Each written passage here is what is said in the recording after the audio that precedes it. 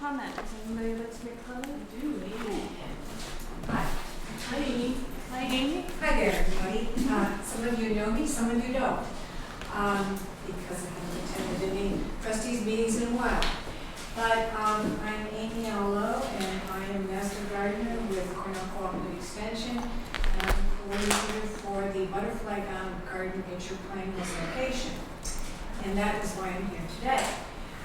Many of you, I'm not saying many, but some of you may not know the history of our relationship with the Albany Public Library.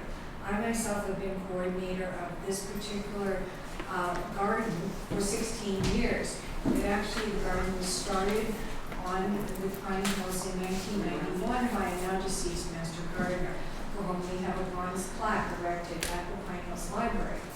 But I'm here today because in my routine visit to the library in January, I discovered what I consider, I won't go so far as to call it an affront, but I do consider that it indicates a lack of communication with the library. We exist, you to provide information to the public, and that is part of our mission too. And it's been a very successful collaboration. But I want to pass around to you what the object of my visit here today is to you. And also, this is our literature. So please take one of these in case you haven't seen it. There's enough here. In routine visit to the library, I discovered at the rear of the lot where we have made considerable investment of money and of human resources and volunteers to the erection of a shed. And also, there's a big blue dumpster on the site now. There were 2 dumpsters on a concrete pad. They're not great looking, but I understand you have issues on that site of a lack of places to put things. Okay, you can put up with that. But the erection of the shed and the moving of the dumpster right in front of the Pine Barrens Garden, which is our most recent addition, and which I'm saying is, and without any communication or an attempt to work with us and to suggest how, really is disturbing, to say the least, because we have the same mission. And now, if you see from the pictures of that shed, which is right in front of our native plant garden, which exists specifically to purpose, as opposed to the garden that is alongside the building, which is a much more refined garden, complementary to the architecture and to an urban garden. The gardens, when we expanded to the rear, concentrate on native plants and then the replication of a Pine Barrens garden, which uses only plants that exist in the pine bush. This was to demonstrate, again, to the public how you don't have to use pesticides, you don't have to use cultivars, you can have native plants that promote pollination. And in fact, that's the garden I'm talking about back here. This was the original plan, I want this back, when we expanded to that garden. This represents considerable, I cannot stress to you how many man-hours have gone into the maintenance and education programs in this garden. And also at least $4,000 investment of cooperative extension funds. And this is an example of one of our annual programs, we send this around, that we do in the summer at the Pine Hills Library. Again, we're engaged in a mission, a similar mission. Why didn't the library talk to us? My apologies. That falls completely on me, and I apologize for that. I can tell you that the dumpster will be moved ASAP. The facilities committee will have to meet again to talk about if we can move the shed. The shed is there because we need to be able to store snow removal material so we can do it quickly and also be able to do some of our gardening. The dumpster could be moved right away. I wished you had reached out to me earlier. We definitely could have. I went to the library in January. A routine visit to use the library, and there it was. Okay. Shed and dumpster. how long, Scott, have we been working together? Yes. And not to have you reach out to say, we need more, we have needs. How can we meet this My together? apologies. The shed could have been, I know you have a few parking spaces there, Yeah. and it's a highly used library, and it's a great library. I love Mary, I love your staff.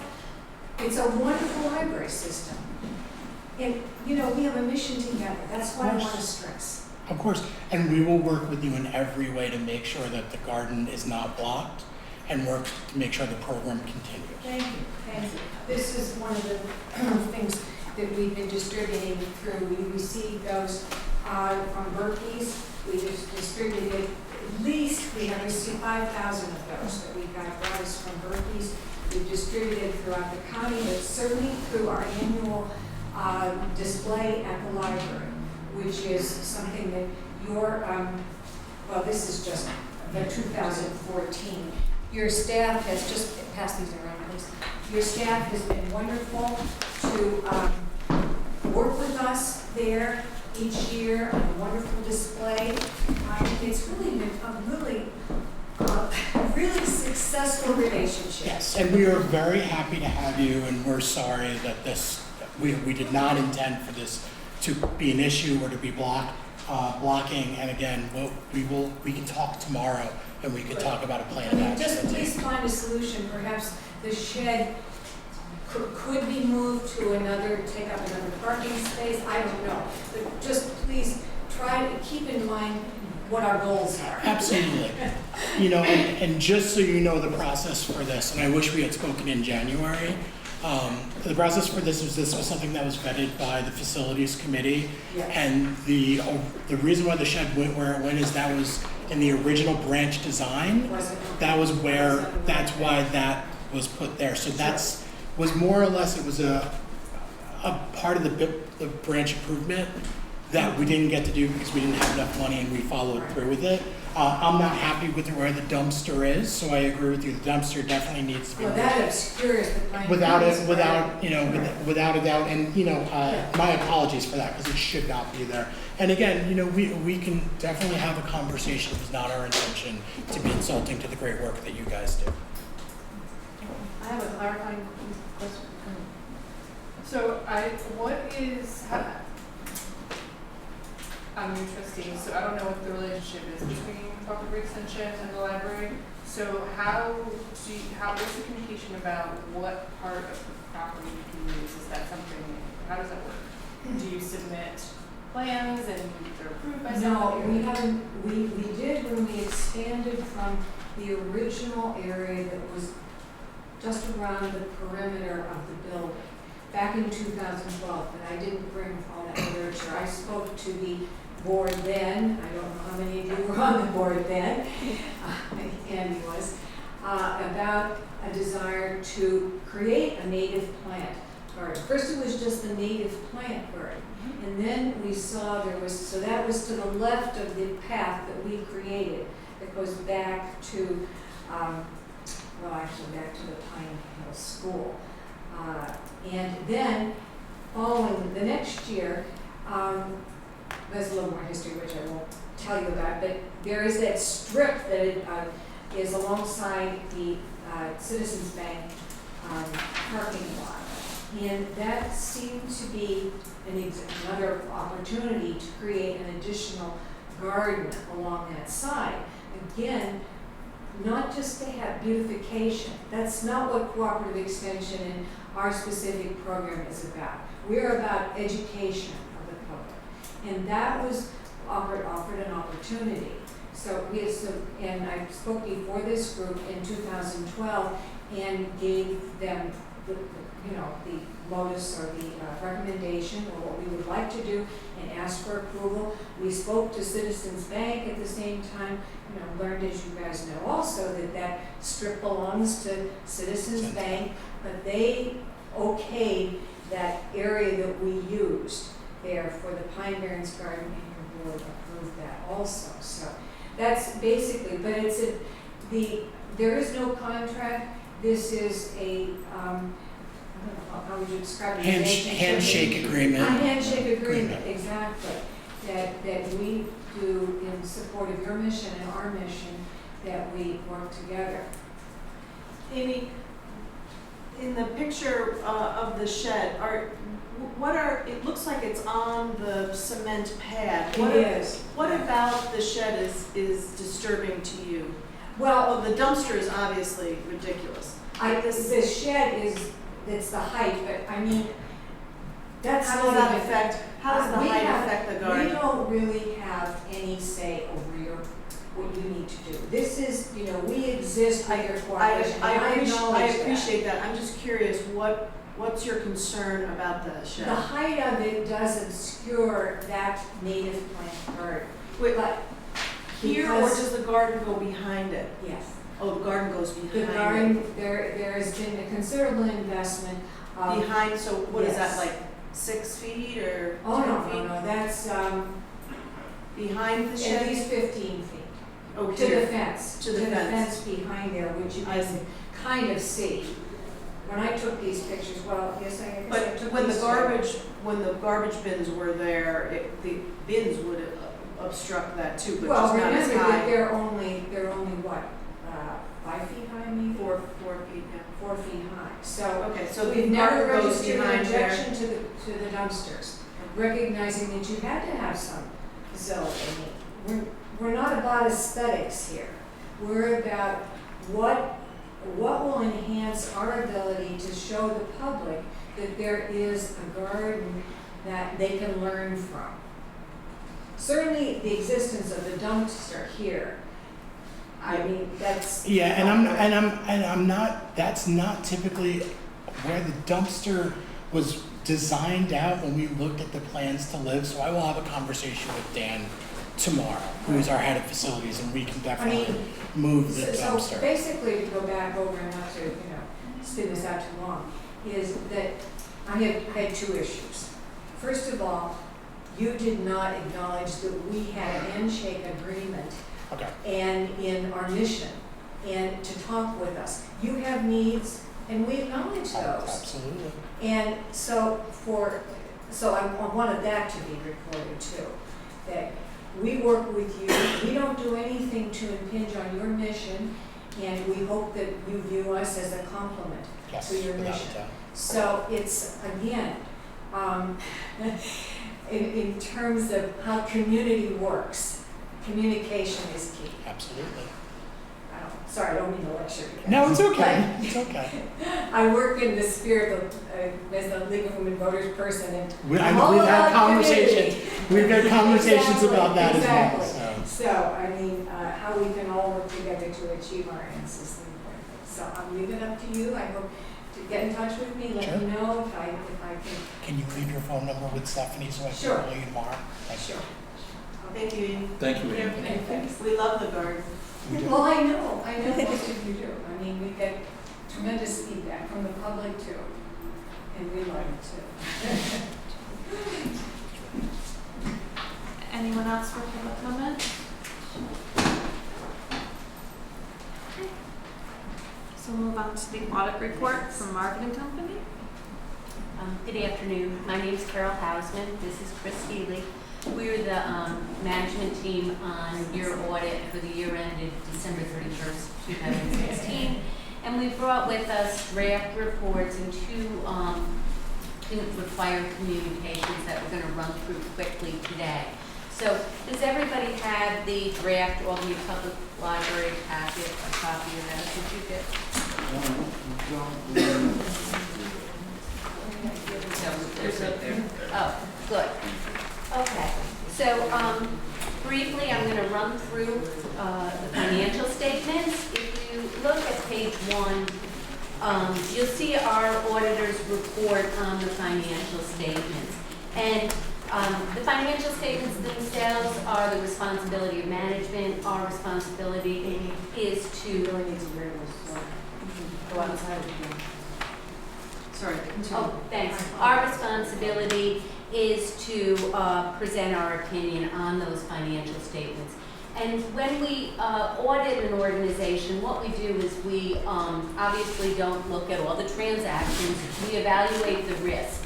And how we do that is by talking to your people, looking at the significant transaction classes, walking through the internal controls, and getting a handle on what controls we think are in place, and then decide how to spend our audit time and what transactions to look at.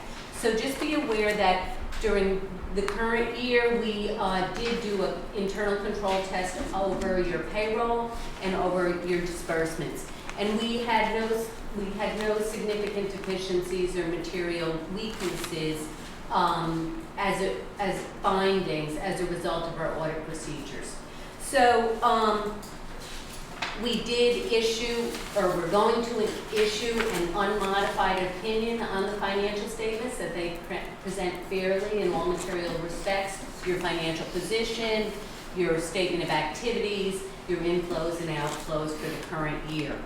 As part of our audit, we also, in accordance with government auditing standards, we do issue a separate report relating to our internal control findings, as well as our testing of compliance over laws, regulations, that kind of thing. And that is included in this report on page 37 and 38.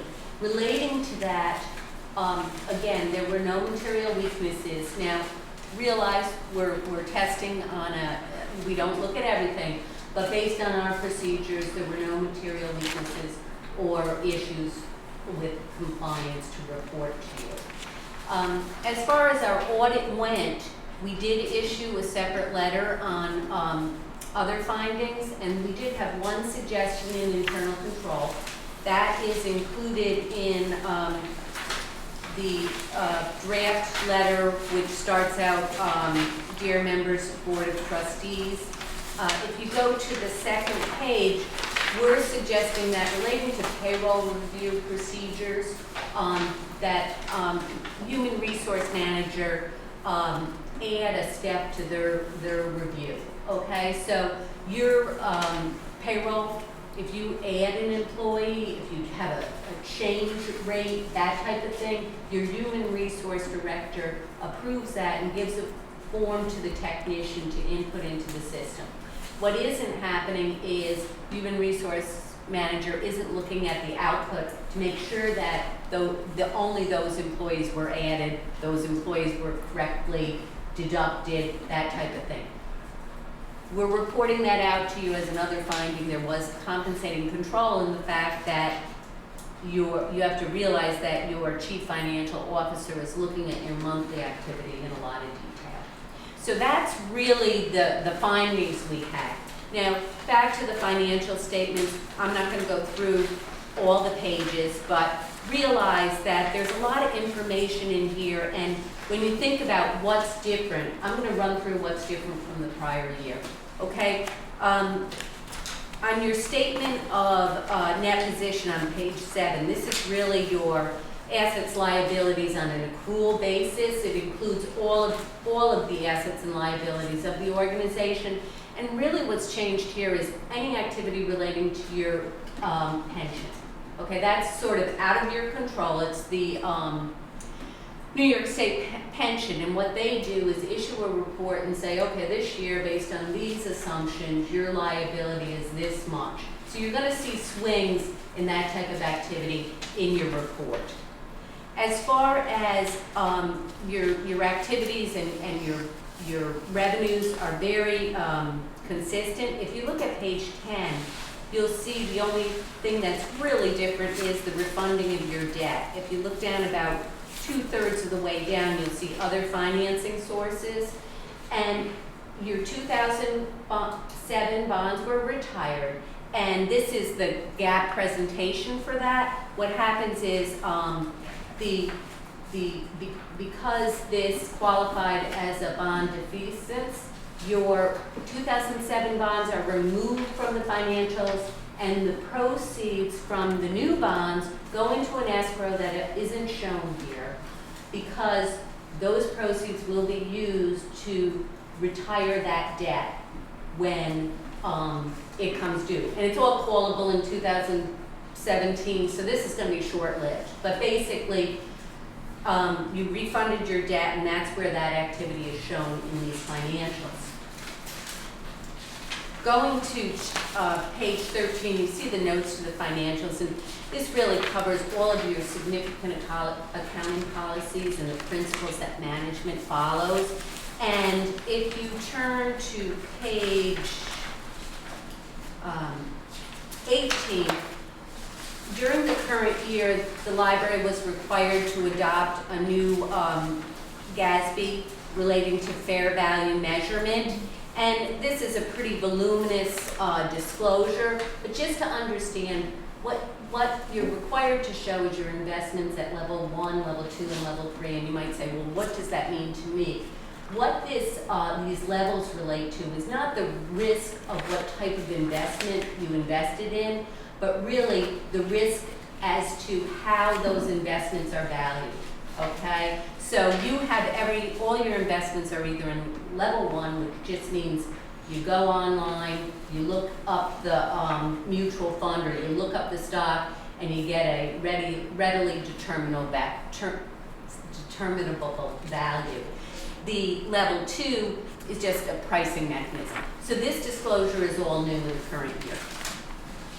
And then I think the other thing to look at is page 21. I just want to highlight the library is required to go through what accounting standards were adopted, and we already went through fair value, and what future changes are coming down the pipe. And they're all listed here, but really for you to know, the GASB number 75, accounting for your other post-employment benefit, that's going to have a significant impact on your financial statements, and that goes into play not next year, but the year after.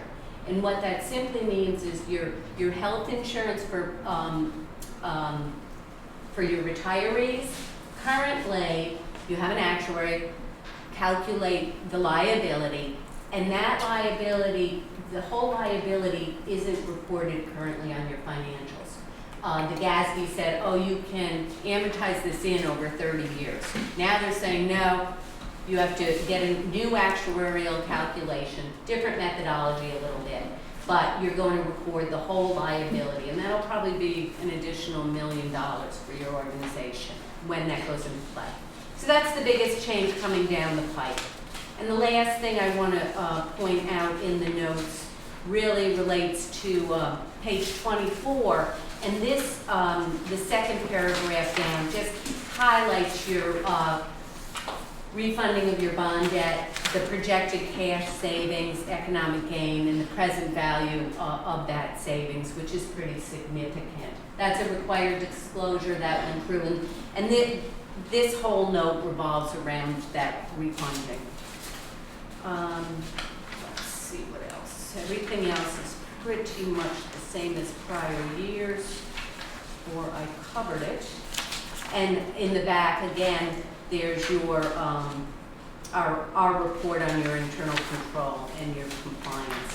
And the last page is just the summary of our audit report, our audit results. And again, unmodified opinion, no material weaknesses, no significant deficiencies, and no non-compliance findings. Okay, that's the financial statement, and then I already went through the other matters. So the last item is a draft letter, which really is a required communication to those charged with governance concerning our audit process and our findings, okay? And I already went through most of this, the significant accounting policy changes, the just realized accounting estimates are pretty material to any financial statement. In your case, those relating to your New York State retirement liability, those relating to your other post-employment are significant estimates. They could change in the near term, okay? Basically, your note disclosures are neutral, consistent, and clear. Difficulties encountered in performing the audit, we had no difficulties whatsoever. You should be aware that when this was our first year coming in, the audit process went very smoothly. Management worked, when you schedule things, management was ready for us. They had the information for us, they responded, so that made our life easier. We had some insignificant corrections to the financials. We had no disagreements with management. And we really have no other matters to report relating to the audit. That was quick. Do people have questions? I just wanted to tell you one thing, that since the audit came, we've already instituted that HR sign off and the executive report. So we've instituted, every time that we work with auditors, if they give us any feedback, then we try to institute it right away. And we will also be doing the new Gatsby this year, so we'll work with you as we get the results on the retirement. That's all I have. Anybody have questions? What's Gatsby? Okay, governmental accounting standards, and governmental, generally accepted accounting principles and policies, and the governmental branch of that issues GASB's pronouncements that you have to follow. What was B? Board. Yes. The board decides on all these great things for you to follow. So like every couple of years, we have to go through and get an actuary to audit our retirement benefits. And we do that every 3 years, and then it appears on in our audit. Any other questions? I have a question. So on this GASB statement number 75, explain to me, if you will, I mean, what's the tangible effect of that? It just kind of front loads future liabilities onto the balance sheet in the present years, or what happens? Yes. All right. I'm doing okay over here. That's exactly, I don't think you'll see a big impact to your cash flows. Well, thank you so much for your time. Thank you. Very much. It's not that we don't think it's absolutely imperative what you're doing, it's just we're glad to hear it goes well. I'm glad when it goes well too. Thank you very much. Thank you so much. Thank you, Carol. Great. Moving on. Minutes. Anyone have any changes to the minutes?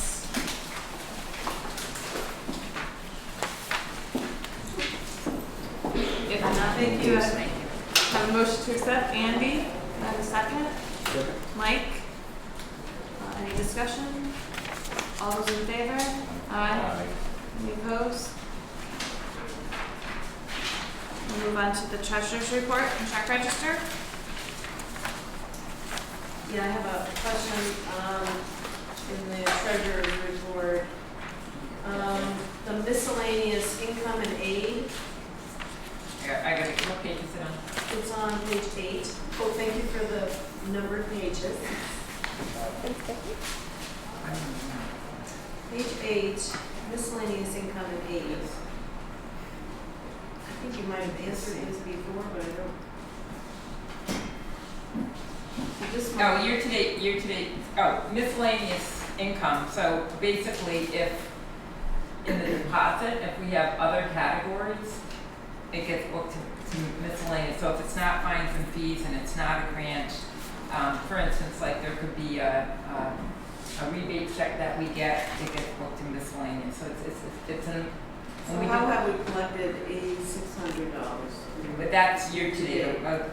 Current month was $1,000, $1,100. Okay, that's fine, but where's Yeah. the other one from? Where's the other, what, 7,000, you mean the prior month? Eighties. Well, Oh, yeah. I don't have January in front of me.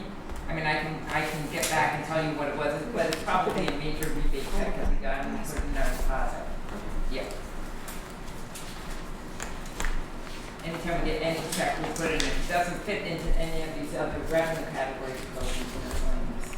But I'll be able to tell you. what Do it we is. estimate miscellaneous low often, just as a? No, we normally, I'll tell you, we normally estimate miscellaneous based on the run rate of the prior year.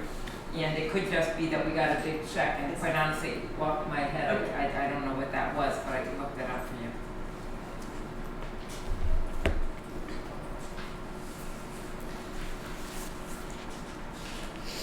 questions about the treasurer's report? The only other thing I want to tell you about the treasurer's report, like for this month, is in the current month, the interest income is $20,749. That's very high. Again, that's just mark to market. That's just, you know how you get your financial statements in the mail and it says it's worth it at this point in time. But it's not like we see that cash, so it could be a negative in a future month.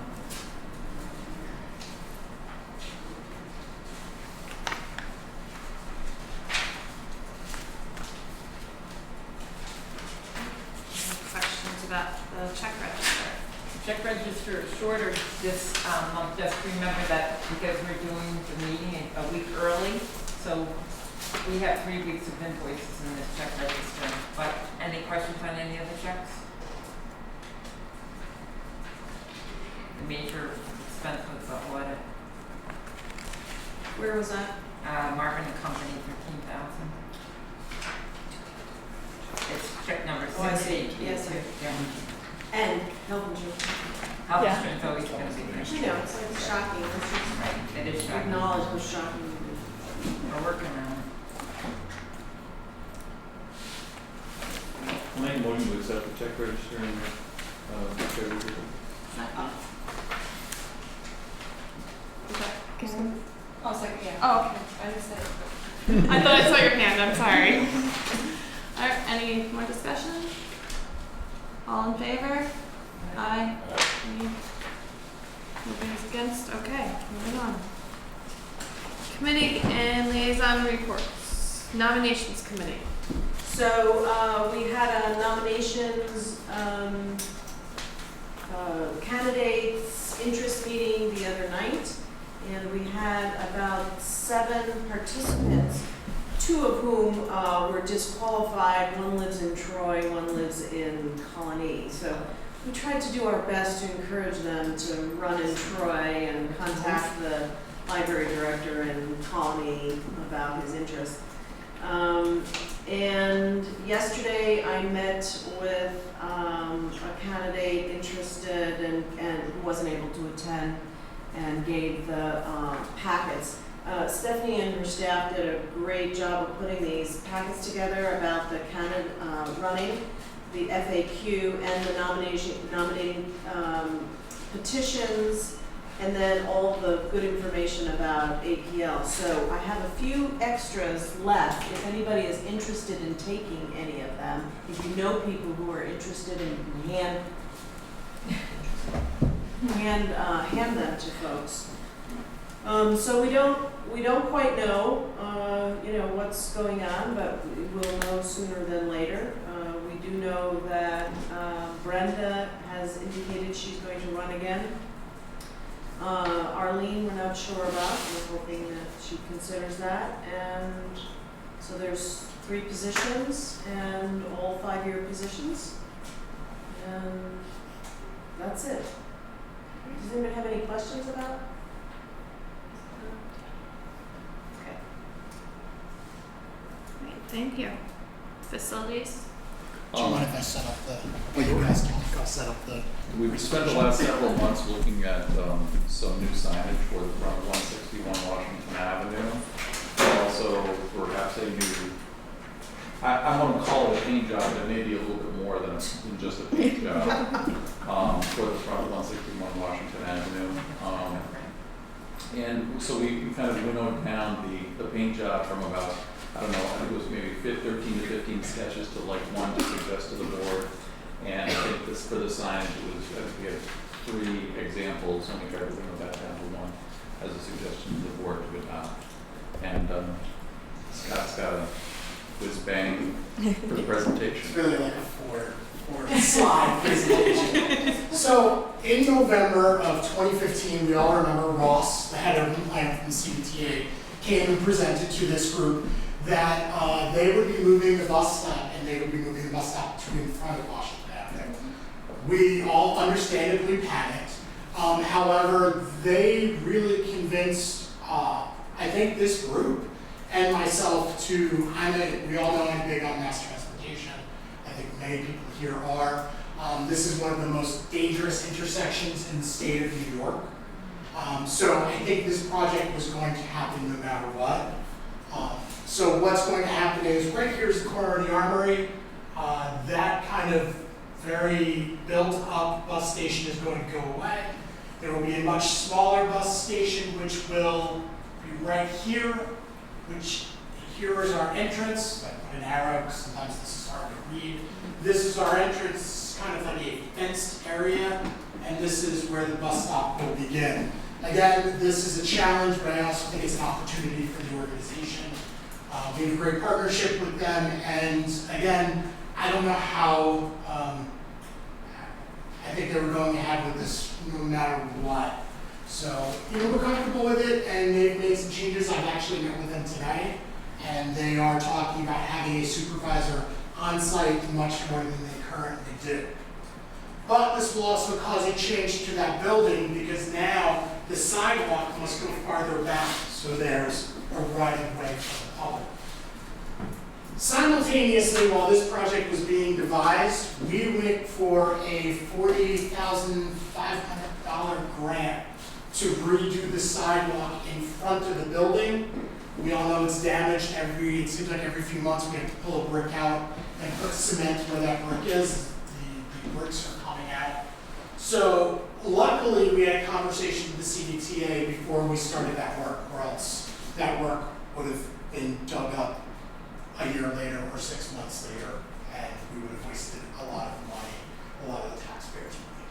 So we have been meeting for the last, feels like a year, to come up with a few plans.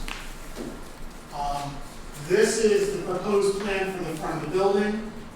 Will be the damaged kind of large cement blocks will go away, and will be a better seating area, regular bench seating area.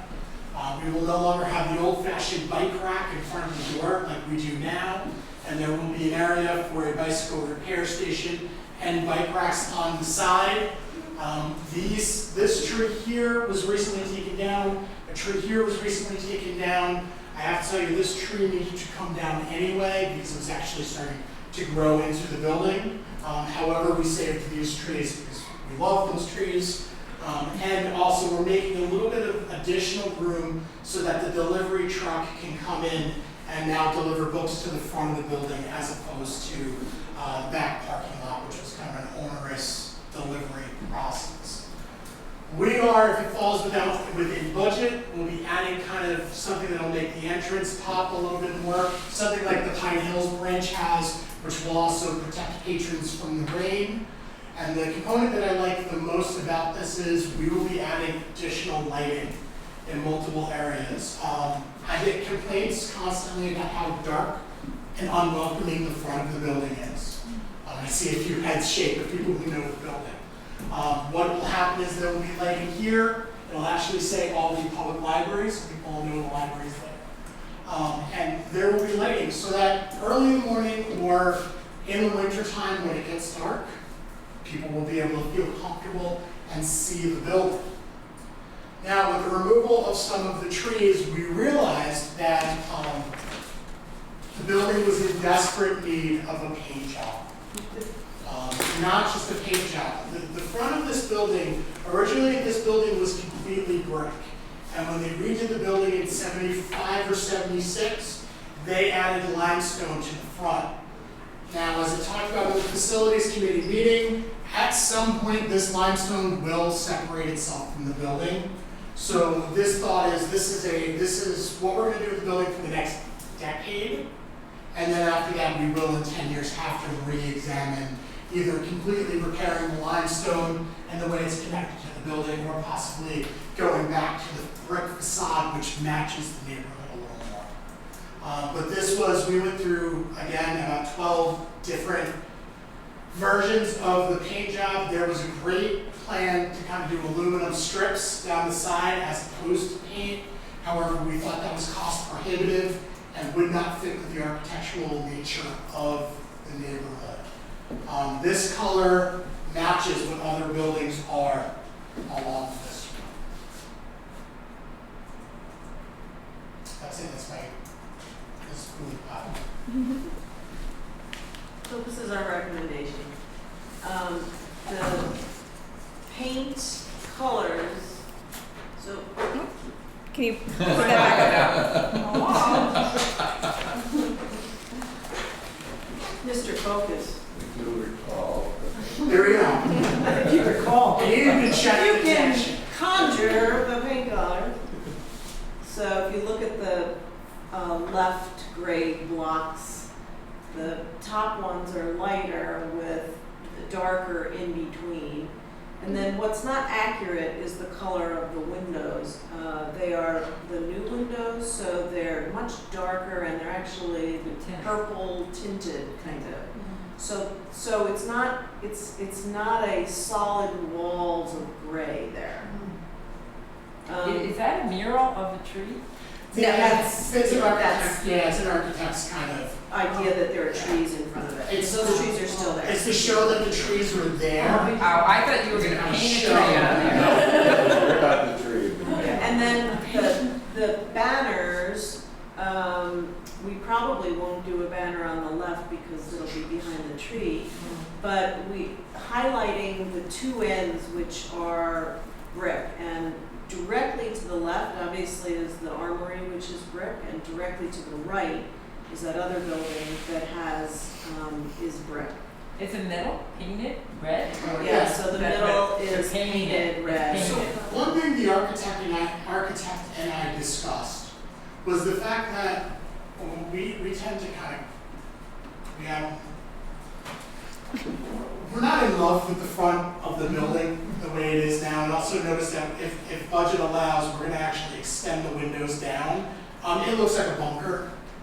I mean, I know, I'm sorry, but it does look like a bunker. So it was the idea of how do we take away that bunker, like pop out to the building, make it more welcoming, well, one, get rid of the turret-like windows and expand the windows down to also allow some natural light in. But also to use the paint to almost layer it, so this, right now, this is all the same color, and then you have this bunker that's jutting out. With this paint scheme, this makes the bunker kind of settle more into the building and look more a part of the building.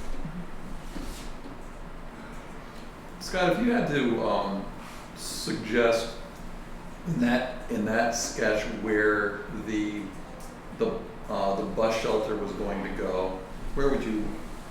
It starts about here.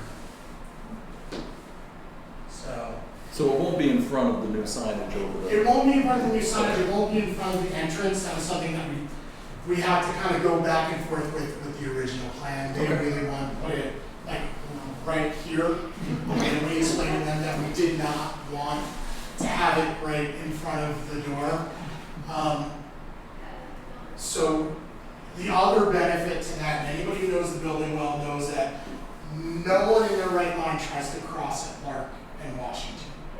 I've almost been hit there more times than I can count. Again, it's one of the most dangerous intersections. I believe there was an accident 2 weeks ago, and I look out the window and I see 2 cars crash.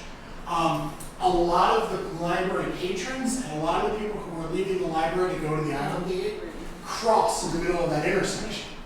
Yeah, So you will see, there will be a crosswalk about here, and it will be a light-controlled crosswalk. So the light-controlled crosswalk works to our advantage in 2 ways.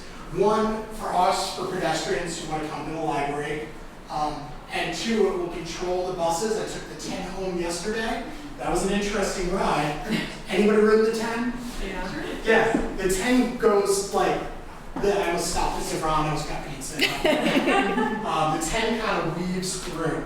And what these lights will do is it will allow the bus to actually just go up Washington and go up Western, which I think our patrons will like and our staff will like. And again, there's challenges to this. It will be blocking some of the building. There are currently behavior issues when it comes to this stop. And I know the Armory, CDTA, the police, and the library have sat and had prolonged conversations about how behavior may affect the operation of the library. And my hope is that we change the behavior at the bus stop, and the bus stop doesn't change the behavior at the library, which it already does. One additional thing which I think is, might be good, is you can no longer, or you will no longer be able to hang out here and catch your bus. The bus that's loading will be right here. So right now we have a lot of people who will stand in this window or sit at the tables, watch their bus queue up and then run out. We actually think some of that behavior will be changed a bit as well. So again, there's challenges. I love challenges. Now I have to figure out how to move a shed, but it's okay. It's a great challenge and a worthwhile one. So there's challenges to this, but again, in every challenge you get something great out of it. We have been told that this will be now called Lark and Library as a bus stop. So, you know, there are those benefits in the relationship that we have with CDTA. You got a question over here? Yeah. Three, actually. Do you need approval for like Historic Resource Commission for the paint or for? That is going to be the next step. It is, as odd as this sounds, the building was built in 1969, so it is now considered a historic building. But is it in a historic district? Yes, so after this discussion, now, I mean, we don't need to decide on this now, because I need to figure in on some of the other changes to this project. I will probably be going to Susan and talking to Susan and seeing, you know, what Historic Albany Foundation, how they feel about it. I don't know if we have to do, HRC. yeah, that's the what I next was step. asking. Yeah, that's the next step. Well, given that the building next door has purple fluorescent lights. Sure. But we don't want to be those neighbors. Did the architect consider painting the entire building the same color or no? Yes, there's same color and some interesting multicolors. The only reason I'm asking about that is because what I always worry about is that when you have to paint the pale gray like sooner, like I gotta tell you, this is all, I mean, this is a pretty large project because this is all going to need to be sandblasted. Yeah. Because if you look at the integrity of the limestone, right. it's in some spots, it's in some Oh, I spots. know, I see it. Yeah, I think my hope is that when we need to paint it again, will be when we're 10 years from now and discussing, okay, where are we going? Okay, but the only thing that I'm wondering is if you paint it pale gray and then the darker color, is the pale gray going to show up more dirt and stuff, and then in 2 or 3 years are we going to say we have to do the because pale gray? right now the color that it is now is a pale gray. Yeah. So, But I just don't know juxtaposed. I mean, I like the way it looks. I like it, don't get me wrong. I'm just asking what the architect said. they didn't bring that up at all. They didn't bring that up? Okay. So I just wanted to make a comment. You said challenges, but I also see a huge opportunity in terms of visibility of the library and manage some crowd control, but people may not know it was a library now. There are still people who commented, did not know this library was here, which seems strange with our saturation of card holders. But that's, you know, that's the challenge of this building. It's an IRS building. It's an office building. And then lastly, funding. So obviously CDT is paying for it. You mentioned a $40,000 grant. This is going to be, once we kind of get the quote on it, we'll probably have to meet with the facilities committee because the grant won't cover the painting. The painting became Dan and I stood out front and went, oh, we're going to do all this and we're going to light it up.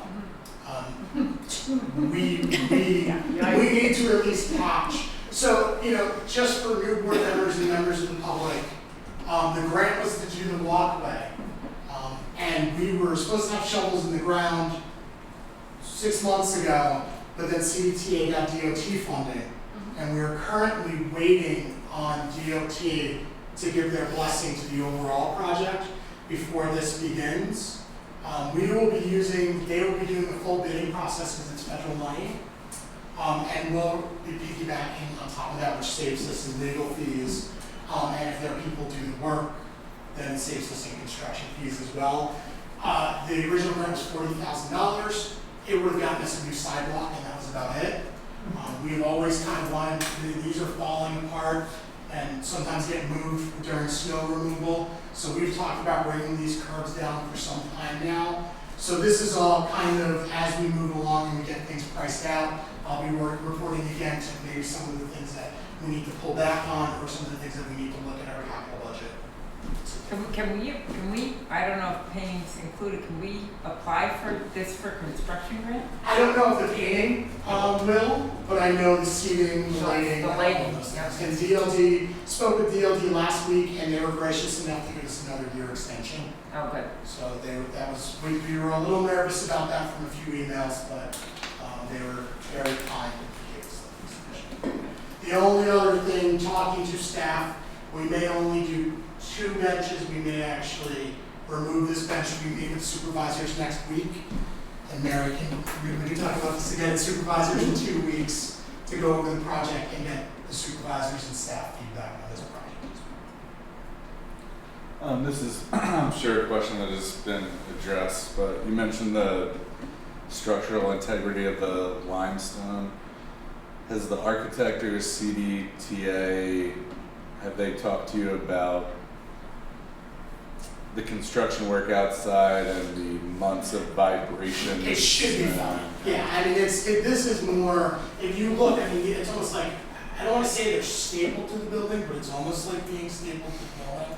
So it's iron, it's keeping them, but it's, we're looking 10 years out, or, that they need to be either removed, replaced, or something else needs to be there. I mean, it's, go and look at the front of the building, and you'll see that we need a paint job no matter what.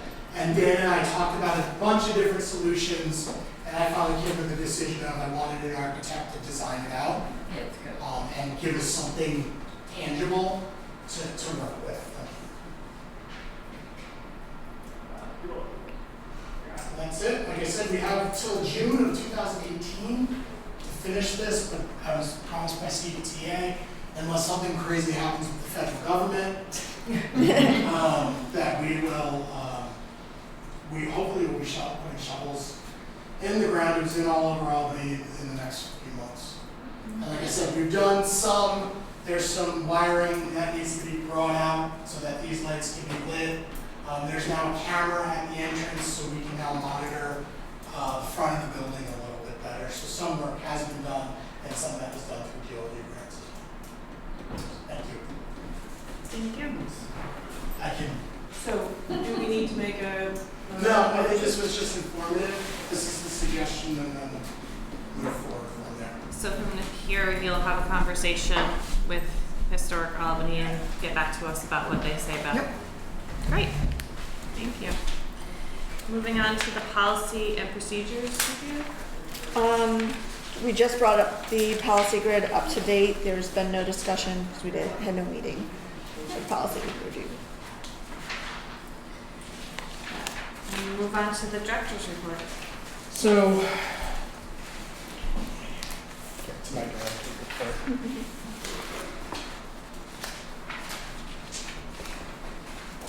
So Arbor Hill, West Hill really wanted to report that the tax season brought new people in the door, which they're very excited about.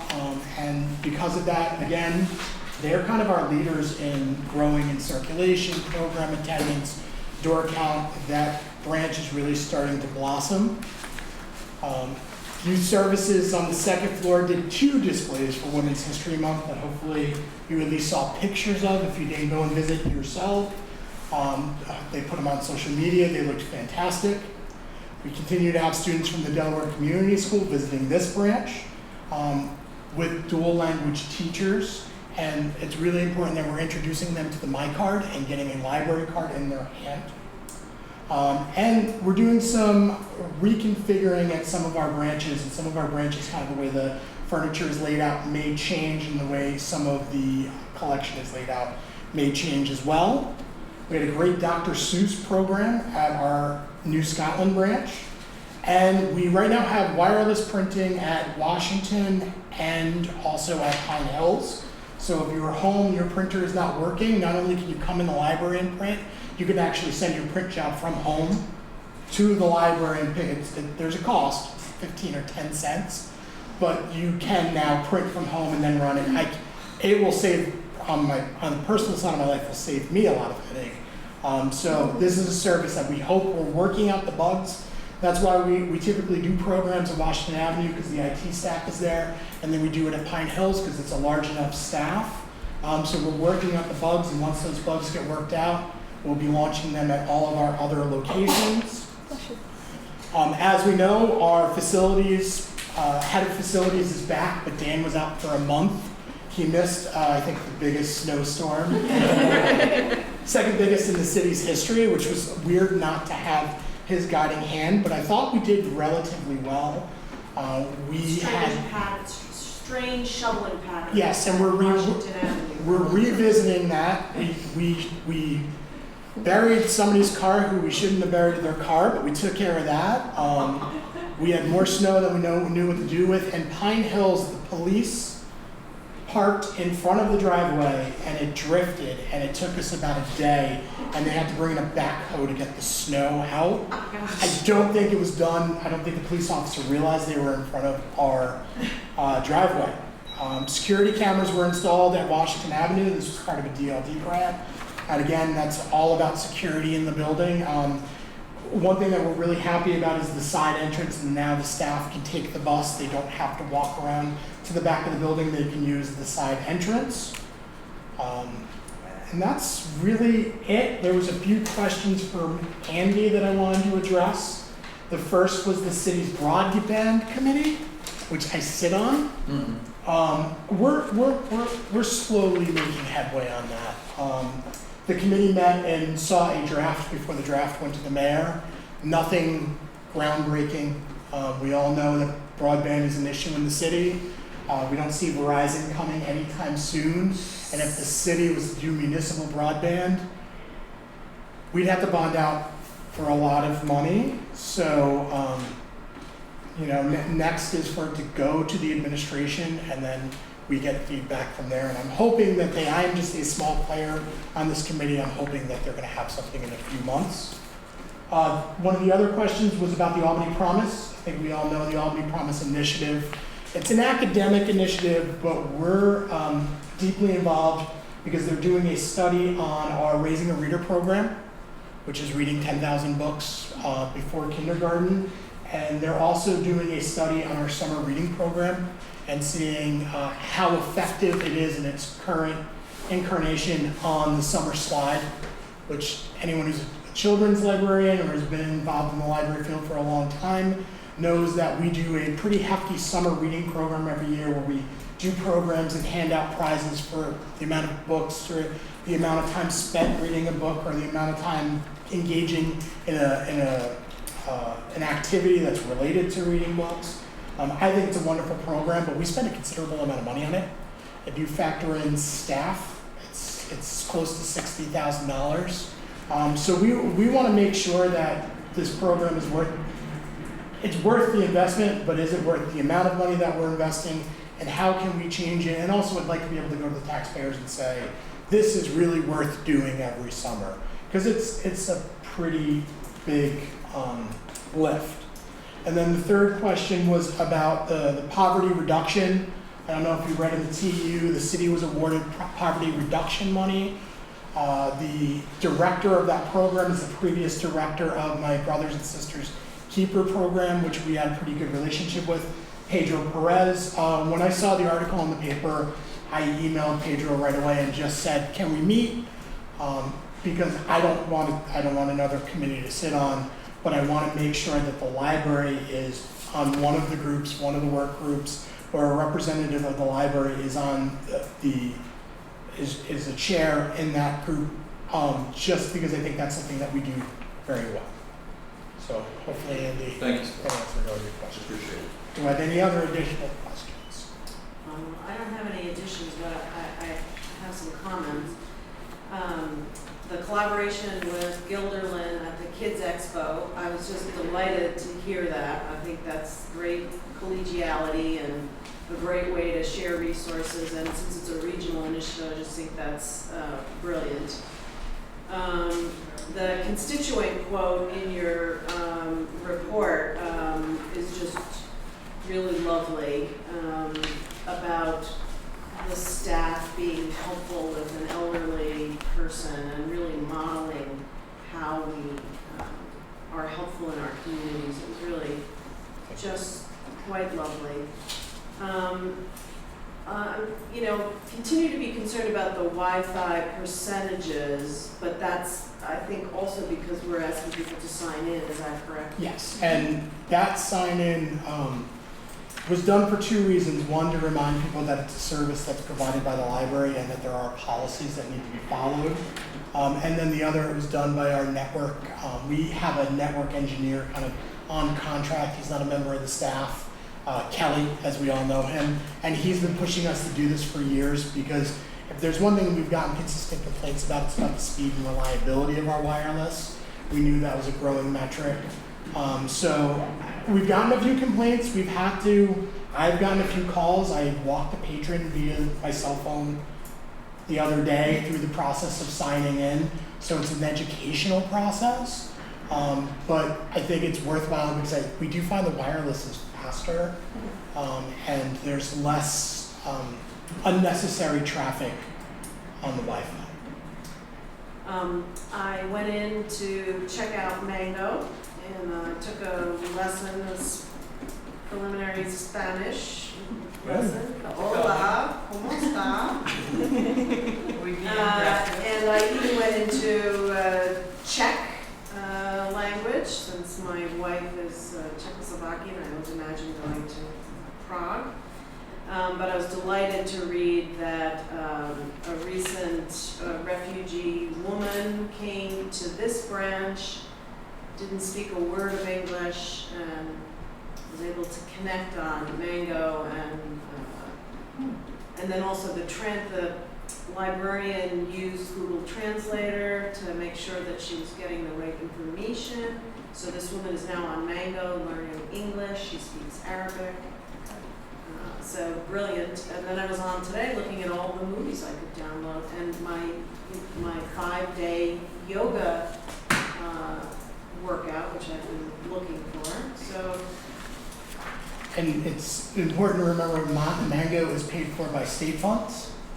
So please relay that love for Mango. Those of you who may have some connections to state government, relay that to your bosses or people that you interact with. That's paid through central library funds, which again, this group may hear complaints about our lack of fiction ebooks because we are no longer allowed to spend that money on fiction ebooks, but Mango, I think, is great, and we did have it in the past, and it was underutilized, so I'm glad to hear the staff's really embraced getting it out there and promoting it. It's incredible how It's a better product now. Oh my God, it's quite brilliant. Yeah, well, I don't know if I'm gonna learn Sanskrit, but I'm on Tibetan right now. Thank you, Scott, for your report. New business, strategic plan, quarterly update. The group met, the ad hoc committee group met. I think we made a lot of headway. They will be meeting again before us. They're going to be kind of writing everything out, and then the staff, members of the staff that are on the services committee, are going to look at and decide on metrics based on the goals that are going to be set by this committee. I know Rebecca's really excited. Questions? Karen, did you have anything? No, I mean, if there are any questions about what? We're just excited that you met. We met and we did a lot of work. You did a lot of work. Yes. What are you going to be? Yes, I'll be a lot next. Fantastic. Yes, to try to finalize that, so that, the staff. And people followed up because I got an email. I think they were supposed to do, so. Right, because you're identified principals. Yeah, so I sent that along. That was awesome. Is on the wall in my office that is a assigned task to Alyssa. I stare at it all the time.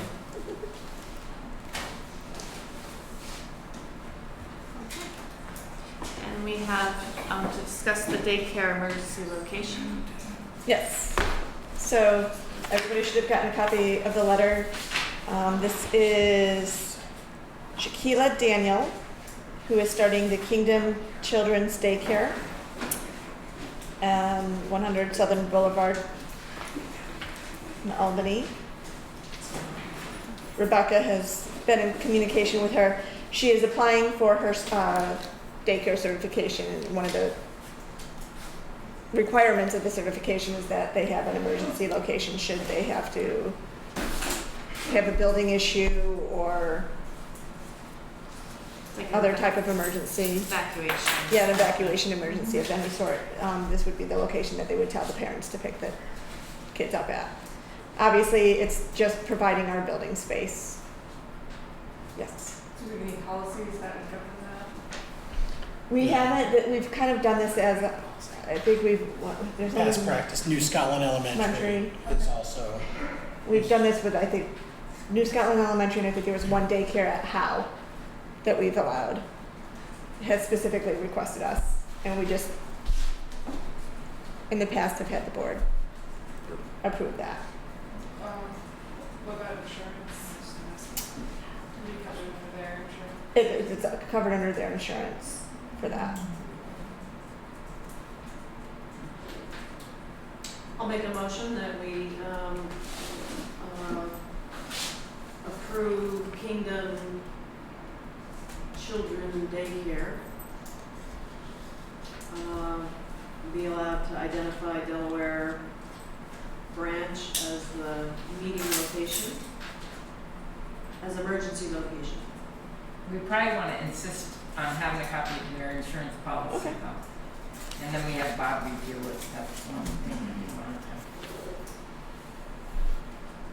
to. So I'll add to that motion that we ask for a copy of their insurance and have Bob review it before we sign anything.